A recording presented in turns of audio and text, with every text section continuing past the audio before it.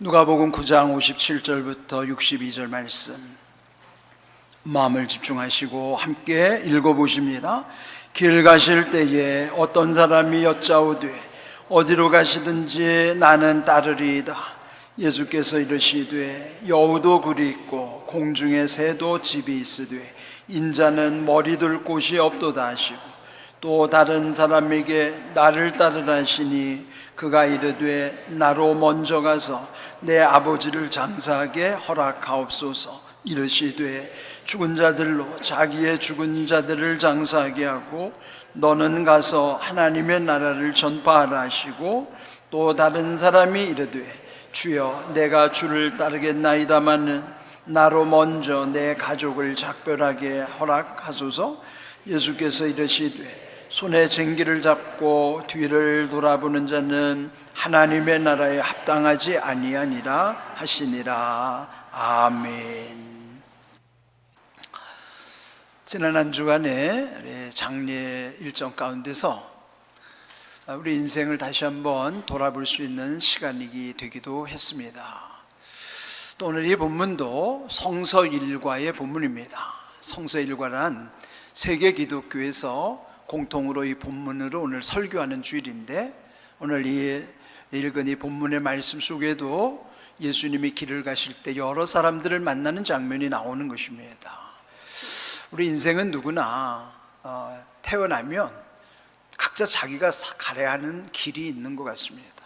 그리고 그 길을 가면서 여러 사람들과 만남의 관계를 맺게 되는 것이죠. 물론 의미 없는 스쳐가는 만남도 있지만 또 때로는 소중한 만남을 통해서 부부가 되기도 하고 가정을 이루고 또 이렇게 교회에서 이렇게 아름다운 교회 안에서 또 함께 하나님께 영광을 돌리며 하나님의 나라를 위해서 또 이런 아름다운 관계를 맺기도 하는 것입니다. 우리 이렇게 각자 자기가 살아가는 인생길에서 만나는 그 관계, 또 예수님의 오늘 이 본문 속에도 보면 주님이 가시는 길 속에서 많은 또 사람들과의 만남을 여기서 우리에게 보여주신 것입니다. 오늘 이 본문은 먼저 예수님이 어디를 향하여 가시는가, 누가복음 9장 51절을 보면은 예수께서 승천하실 기약이 착함에 예루살렘을 향하여 올라가기로 굳게 결심하셨다. 예수님은 되게 북쪽 갈릴리에서 거기 고향에서 사역을 하시다가 절기 때는 이 남쪽에 있는 예루살렘으로 내려오셨죠. 그런데 여기 지금 기록된 부분은 마지막 예루살렘 행이에요. 그러면은 예루살렘을 가시는 목적은 십자가에 달리시기 위함인 것이죠. 근데 여기 예루살렘이 최종 목적지가 아닌 것은 여기 앞에 승천하실 기약이 차가고 있다.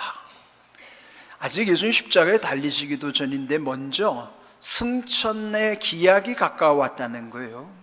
승천이란 이미 십자가에서 죽으시고 난 다음 부활하시고 하늘로 올라가시는 것이 승천인데, 여기는 먼저 승천을 말씀하시고 예루살렘을 향하여 가신다 그랬어요.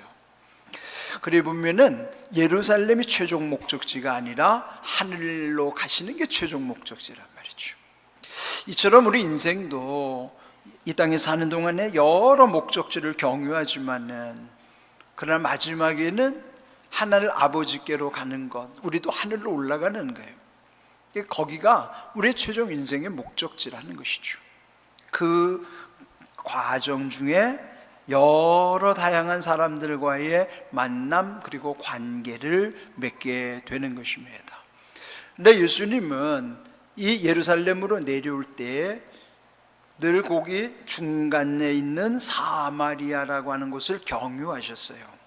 그런데 여기 사마리아는 그 예루살렘 중심으로 있는 유다와 아주 감정의 골이 깊어요. 아주 지역 감정이 대단한 거예요. 서로 상종도 하지 않습니다. 그래서 이 남쪽에 있는 사람들이 저기 갈릴리로 올라가거나 갈릴리에서 이 남쪽으로 내려올 때는 여기 이 사마리아를 들리지 않으려고 굳이 돌아서 가는 거예요. 시간이 많이 걸리는데도 해변길을 돌아오든지 내륙을 더 돌아오든지 이 사마리아와 상종하지 않으려고 그렇게 한 거예요. 그런데 예수님은 굳이 그 사마리아, 아무도 가려하지 않는 그 사마리아 땅을 경유해서 오는 거예요. 왜 그랬을까요? 사마리아 사람들에게 복음을 전하기 위해서, 그들에게도 구원의 길을 열어주시기 위해서 사마리아로 먼저 들어오신 거예요. 53절을 보시면은, 그런데 그 사마리아 사람들은 예수님을 배척했어요. 그 이유는 예루살렘으로 예수님이 가시는 것 때문에 복음을 받아들이지 않고 예수님을 아예 영접도 하지 않았다, 그런 것이죠. 구원을 그들은 스스로 거부한 것이에요.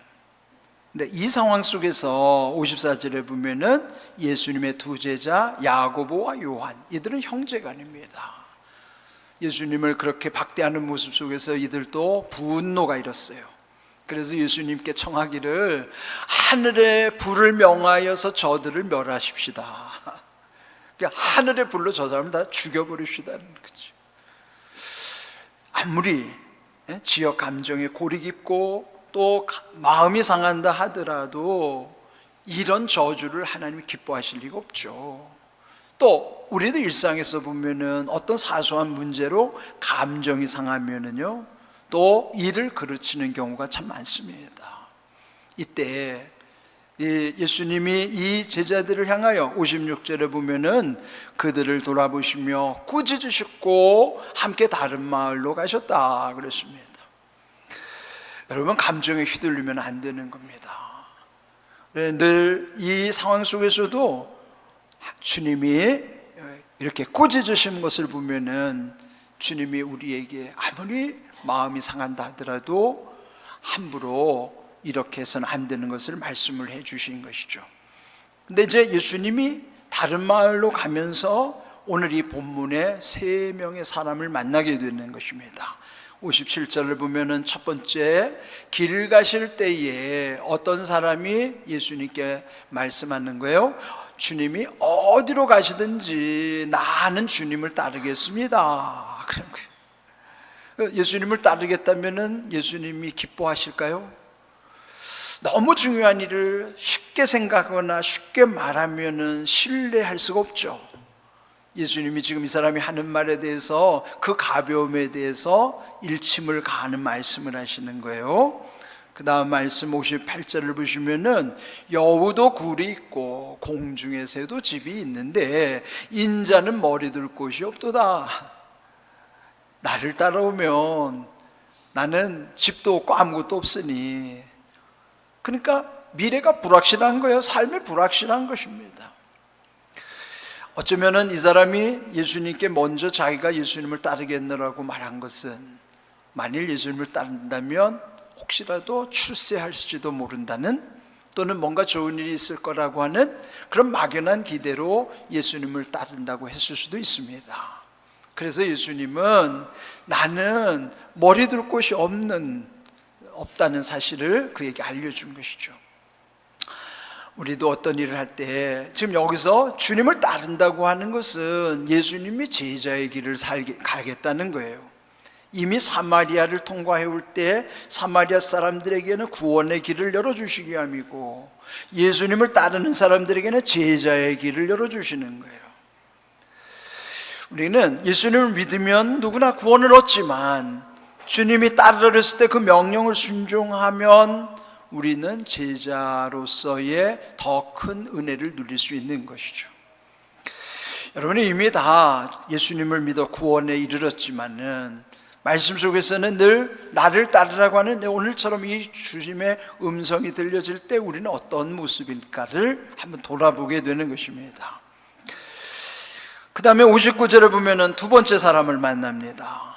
그 두 번째 사람에게 예수님은 나를 따르라 그랬더니, 나로 먼저 가서 내 아버지를 장사하게 허락하옵소서. 결단하지 못하고 망설일 뿐만 아니라 핑계를 대는 거예요. 아버지가 지금 돌아가실 순간이 아니라, 그 아버지가 언제 돌아가실 줄 알고 아버지 돌아가시면 나 장사 치르고 따르겠습니다. 이거는 하나의 핑계죠. 근데 우리도 어떤 일을 하다 보면은 이렇게 아버지와의 혈연의 관계가 중요하죠. 그 다음에 또 세 번째 사람도 또 핑계를 댑니다. 61절, 또 다른 사람이 주여 내가 주를 따르겠나이다마는 나로 먼저 내 가족을 작별하게 허락하소서. 이 사람에게는 또 가족이 마음에 걸린 거예요. 그럼 가서 가족과 상의한 다음에 허락을 받고 이별할 시간을 갖고, 그러면 이 또한 그 나름대로 주님을 따를 수가 없게 되는 것이죠. 네, 이런 두 가지 경우, 아버지와의 관계 또 가족과의 관계, 이 관계도 소중합니다. 예수님이 이 사실을 몰라서 이렇게 말씀하시는 게 아닙니다. 이렇게 망설이는 사람에게 예수님은 뭐라고 말씀하셨을까요? 62절, 손에 쟁기를 잡고 뒤를 돌아보는 자는 하나님 나라에 합당치 아니하다. 손에 쟁기를 잡고 농사 짓는 시대는 아니지만 옛날에는 다 쟁기로 농사를 짓죠. 그러면은 그 쟁기를 잡은 사람이 자꾸 뒤를 돌아본다 그러면은 그 농사가 제대로 되겠습니까?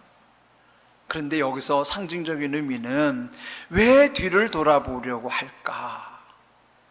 우리도 이따가 보면은 자꾸 뒤를 돌아보는 습성이 있죠.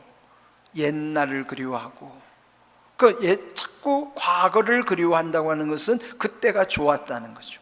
그때는 잘 살았고, 그땐 출세를 했었고, 지금은 그때만 못하고.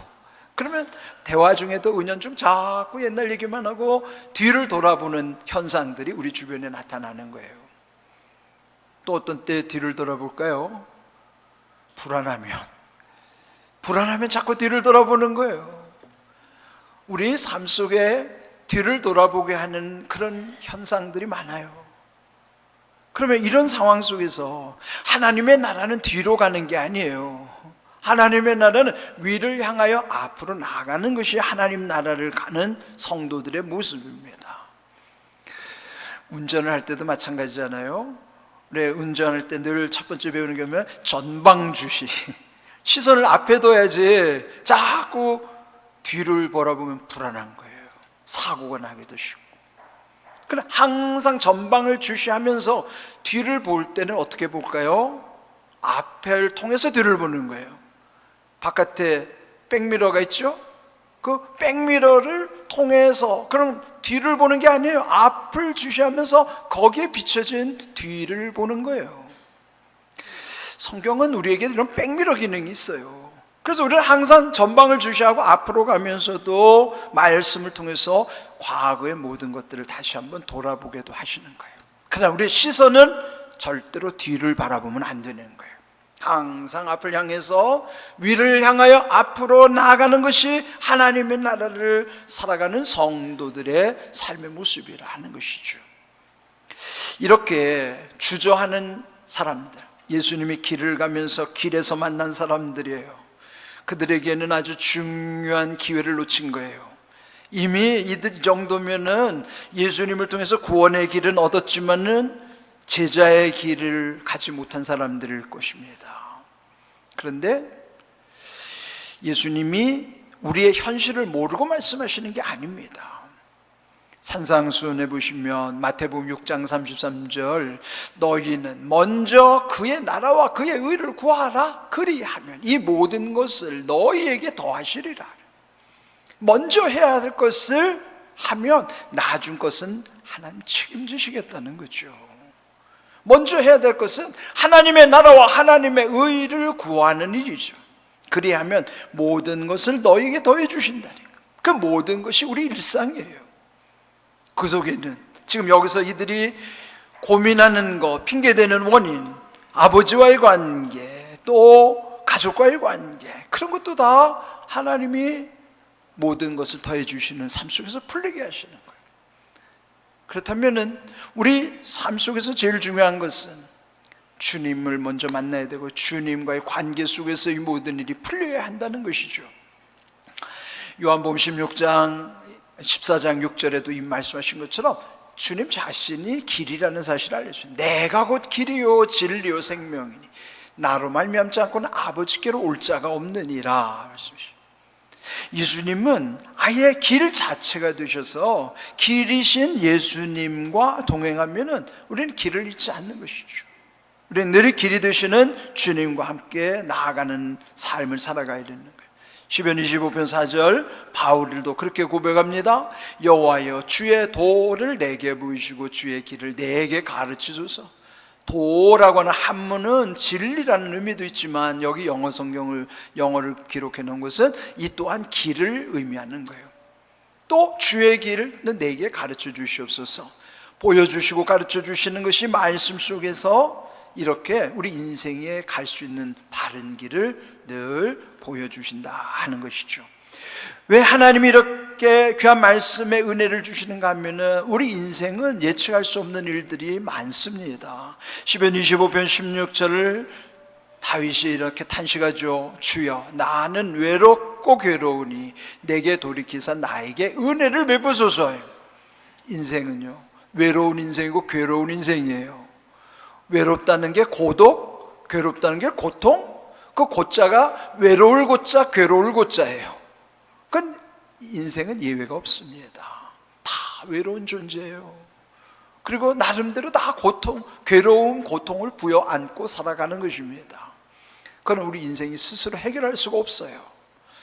그래서 은혜가 필요한 겁니다. 우리 하나님의 은혜 아니면 이걸 이길 수가 없는 거예요. 하나님의 은혜를 구하는 것, 나에게 은혜를 베풀어 주시옵소서. 하나님의 은혜가 있을 때만이 외로운 인생, 괴로운 인생을 이겨낼 수가 있기 때문에 다윗이 탄식하면서 주님께 기도하는 내용인 것이죠. 우리 또한 이런 현실을 살아가면서 우리 모두가 다 하나님의 은혜가 절실한 존재라는 사실을 늘 기억하면서 살아가야 하는 것입니다. 그러니까 이렇게 살 때 시편 25편 14절을 보시면은 여호와여 여호와의 친밀하심이 그를 경외하는 자들에게 있으며 그의 언약을 그들에게 보이시리로다. 하나님을 경외하는 것, 그러니까 하나님을 잘 섬기는 것, 주님과 함께 이미 구원의 길과 더불어 제자의 길을 가는 사람에게 그 하나님을 경외하는 사람만이 할 수 있는 거예요. 그러니까 하나님을 경외하는 자에게 주신 두 가지 약속, 하나님과의 친밀한 관계, 친밀이라는 것은 비밀이 없는 사이를 일컫는 거예요. 여러분, 모든 것을 함께 나눌 수 있는 관계가 그렇게 쉽지 않아요. 아무리 부부가 친밀하더라도 모든 마음을 100% 공유할 수가 없어요. 100% 공유할 수 있다면 부부 싸움을 할 필요가 없죠. 그러나 우리 안에 이렇게 모든 친밀함은 하나님을 경외하는 자에게 주시는 약속이에요. 또 뿐만 아니라 하나님의 언약을 보여주시겠노라고 약속하신 거예요.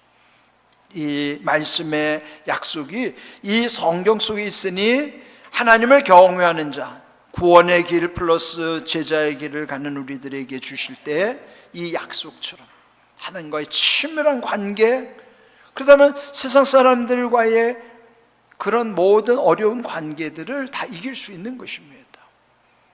하나님과의 친밀한 관계와 하나님의 언약을 보여주시는 약속을 우리는 늘 믿고 살아가는 것이죠. 이렇게 우리 각자가 다 가는 길이 달라요. 그 삶의 방식도 다르다는 것이죠. 오늘 이 제목처럼 우리 각각 살아가는 자기 인생길에서 만나는 많은 사람들과의 관계, 그 속에는 여전히 부작용이 존재하죠. 그런데 먼저 예수님을 만나야 하고, 예수님을 만난 다음에 구원의 길, 그 다음에 나를 따르라고 하는 이 제자의 길을 순종하는 사람에게 이런 귀한 은혜를 누리게 하시는 거예요. 저는 이번에 이 말씀을 준비하면서 저희 장인어른을 먼저 보내드리는 이 과정 속에 사실은 저도 저희 아내와의 그 각각의 다른 인생길에서 서로 만나게 된 거 아니겠어요? 그러니까 저도 아내를 만났으니 또 처가와의 또 관계가 이루어진 것이죠. 근데 이제 저희 장인어른은 좀 늦게 신앙생활을 하셨어요.